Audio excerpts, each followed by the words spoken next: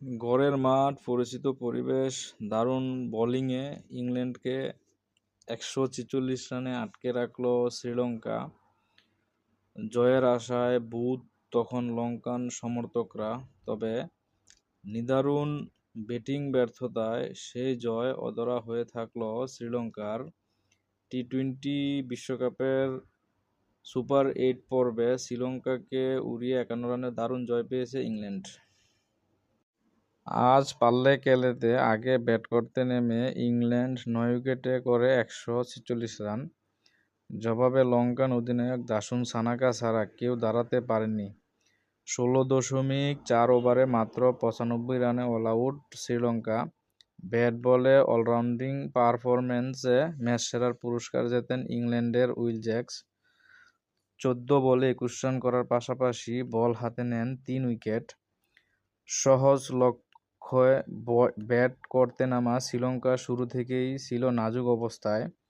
২০ রানের মধ্যে ফেরেন টপ অর্ডারের ৪ ব্যাটার, যারা ছুঁতে পারেননি ২ অঙ্কের রান। ২৪ বলে সর্বোচ্চ ৩০ রানের ইনিংস আসে দাসুন সানাকার ব্যাট থেকে।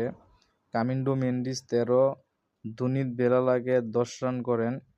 শেষের দিকে মাহিস দীক্ষানা ১০ রানে অপরাজিত থাকেন। ইনিংসের প্রথম থেকেই নিয়মিত বিরতিতে উইকেট হারাতে থাকে ইংল্যান্ডের ব্যাটাররা। লঙ্কানদের বোলিং তোপে মাত্র ১৬ রানে প্রথম উইকেট হারানোর পর আসা যাওয়ার মিছিলে যোগ দেন বাকি ব্যাটাররা।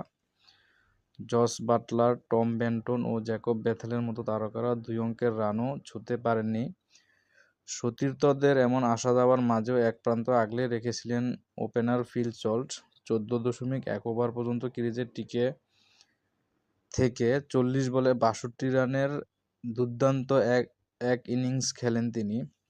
বাউন্ডারি হাঁকাতে গিয়ে আউট হওয়ার আগে তার ইনিংসে ছিল ৬টি ৪ ও ২টি ছক্কার মার। এছাড়া উইল জ্যাকস দ্বিতীয় সর্বোচ্চ ২১, হ্যারি ব্রুক ১৪ ও স্যাম কারান ১১ রান করে সাজঘরে ফেরেন।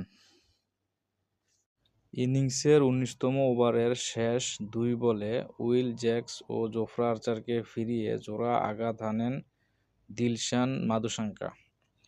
১৩৫ রানে নেয় ৯ উইকেট। শেষ পর্যন্ত জেমি ওভারটনের অপরাজিত কেমিওতে শেষ ওভারে ১১ রান তুলতে সক্ষম হয় ইংল্যান্ড। মাত্র ২৬ রান খরচায় ৩ উইকেট নেন লঙ্কান স্পিনার দুনিত বেলালাগে। আরেক স্পিনার মাহিস দীক্ষানা ৪ ওভারে নেন ২ উইকেট।